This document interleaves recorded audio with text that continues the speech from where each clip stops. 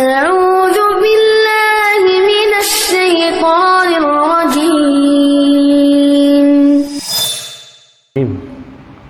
الحمد لله رب العالمين حمدا كثيرا طيبا مباركا فيه، وأشهد أن لا إله إلا الله وحده لا شريك له، وأشهد أن محمدا عبده ورسوله، وأصلي وأسلم على المبعوث رحمة للعالمين وعلى آله وأصحابه ومن تبعهم بإحسان إلى يوم الدين. أما بعد. Alhamdulillah, senantiasa kita bersyukur kepada Allah Subhanahu wa taala atas limpahan rahmatnya, taufiknya, hidayahnya, agar kita senantiasa di atas ibadah, di atas ketaatan kepada Allah Subhanahu wa taala. Dan nikmat yang paling besar yang telah Allah berikan kepada kita semua adalah nikmat kita bisa belajar ilmu syar'i. Dan alhamdulillah, di kampung ini banyak sekali kegiatan ilmu yang terus menerus. Ini merupakan nikmat, anugerah Allah Subhanahu wa taala yang patut untuk kita syukuri, kita jaga dan kita lestarikan agar kampung ini menjadi kampung yang berkah, terpancar darinya ilmu syar'i, ilmu yang benar yang diambil dari kitab Al-Quran maupun hadis Nabi SAW, dan yang dipahami oleh para ulama, baik itu dari kalangan para sahabat maupun tabi'in, tabi'ut tabi'in, dan ulama-ulama yang berjalan di atas kaidah-kaidah mereka, semisal imam yang empat, Imam Abu Hanifah, Imam Malik, Imam Asy-Syafi'i, Imam Ahmad bin Hanbal rahimahumullah jami'an. Oleh karena itu, kami mengajak untuk segenap kampung, penduduk kampung ini senantiasa semangat terus hadir ilmu. Karena barang siapa yang menginginkan kerahmat Allah, yang ingin hendak mendapatkan rahmat Allah, maka hendaknya ia hadir di majlis ilmu seperti ini. Dan para jamaah sekalian yang kami hormati, yang kami muliakan dan kami junjungi, senantiasa kita bersolawat atas Nabi kita Muhammad sallallahu alaihi wasallam. Senantiasa kita menjunjung tinggi Nabi sallallahu alaihi wasallam, membela beliau, menghidupkan sunnah Nabi sallallahu alaihi wasallam, dan senantiasa kita berucap, kita berperilaku, berakhlak, muamalah dalam harta dengan apa-apa yang Nabi kita sallallahu alaihi wasallam ajarkan. Para jamaah sekalian yang kami hormati dan kami muliakan, pada malam yang berbahagia ini saya akan membawakan sebuah risalah dari seorang alim, yang mana pembahasan ini berkaitan dengan istiqamah.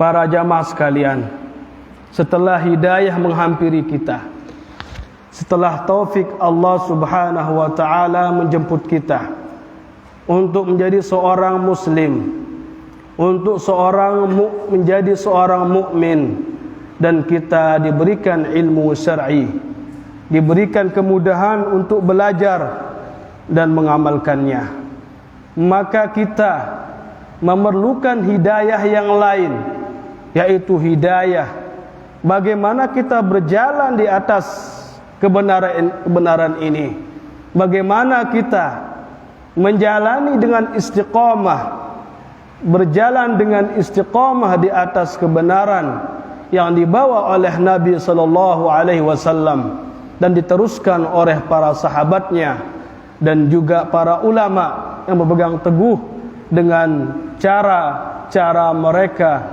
dengan melalui kaidah-kaidah yang mereka telah gariskan di dalam memahami agama ini. Para ikhwah sekalian, para jamaah yang kami muliakan, risalah ini berjudul Al-Istiqamah, yang ditulis oleh Profesor Syekh Abdul Razak Abdul Muhsin Al-Abbad hafizahullah ta'ala. Karena pentingnya istiqamah, maka kita berusaha, kita wajib mengetahui apa-apa yang membantu kita untuk berjalan di atas keistiqamahan, dan apa-apa yang memalingkan kita dari jalan keistiqamahan. Ini adalah hukumnya fardu ain untuk setiap kita seorang muslim, individu muslim. Oleh karena itu para jamaah sekalian, mencari ilmu dua hukumnya. Yang pertama ada yang fardu ain, dan yang kedua ada yang fardu kifayah. Coba ada yang bisa menyebutkan ilmu yang dituntut hukumnya fardu ain? Ada yang bisa? Coba santri, ada yang bisa? Tolong sebutkan ilmu yang harus kita pelajari dan hukumnya fardu ain. Ada?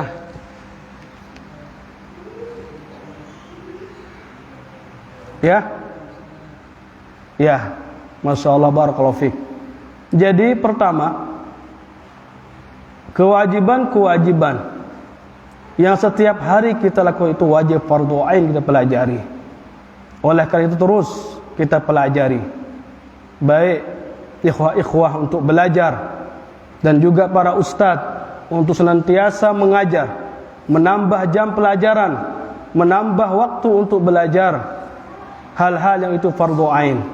Seperti taharah, bersuci, bagaimana seorang salat, bagaimana seorang berpuasa, bagaimana seorang menikah, bagaimana seorang tolak, bagaimana seorang jual beli, itu harus kita pelajari, wajib kita pelajari. Karena ijma' para ulama mengatakan, ijma' hukumnya haram seseorang maju, seseorang melakukan sebuah amalan, dia belum pernah mempelajari ilmunya, hukumnya. Oleh karena itu, sebelum kita melakukan sebuah amal, kita harus mengetahui hukumnya, mengetahui hukum-hukum yang berkaitan dengan hal tersebut. Seperti menikah misalnya, banyak di antara kita ketika mau menikah langsung merari tanpa belajar sedikit pun tentang merari, piran B siaran tolak sunnah, B siaran tolak si haram, dan seterusnya. Harus tahu sendiman tegawe seorang menikah. Oleh karena itu, saya mengajak untuk para pemerintah, kepala desa dan seterusnya, untuk senantiasa mengadakan training untuk para pemuda, untuk mereka mempelajari bagaimana mereka menikah, bagaimana mereka berumah tangga, bagaimana mereka itu mentalak istri dan seterusnya. Kemudian seorang pedagang, saya yakin semua kita ini pasti melakukan yang namanya muamalah harta. Tidak ada yang pada hari ini yang tidak ada jual beli atau yang lainnya. Coba saya bertanya, adakah daripada antum yang belum jual beli pada hari ini? Ada? Ada tidak? Iya, jadi semuanya mengatakan iya. Berarti setiap kita pasti sejak kita bangun tidur sampai tidur lagi, pasti kita itu menghadapi yang namanya muamalah yang sifatnya itu harta. Baik jual beli, sewa menyewa, bahkan antum tamu lek masjid ni, ini muamalah mal artinya. Karena wakaf no arah hukumnya harus kita pelajari dan seterusnya. Para jamaah sekalian, ini adalah ilmu yang wajib kita pelajari dengan sifat fardu ain. Yang kedua, fardu kifayah. Ya, sifatnya menjadi ustadz itu sudah naik menjadi fardu kifayah. Kita pun menjadi ustadz, kita belum ustadz, masih pelajar saja. Kita ini belum menjadi ustadz pelajar, tapi mungkin ada lebih sedikit, tapi ini pun belum cukup. Belum kita merasa cukup mempelajari yang fardu ain itu. Masih banyak lagi sendikman terpelajari dengan hukum-hukum si fardu ain. Oleh karena itu, terus para jamaah sekalian hadiri kajian-kajian majelis ilmu yang berkaitan dengan halal dan haram.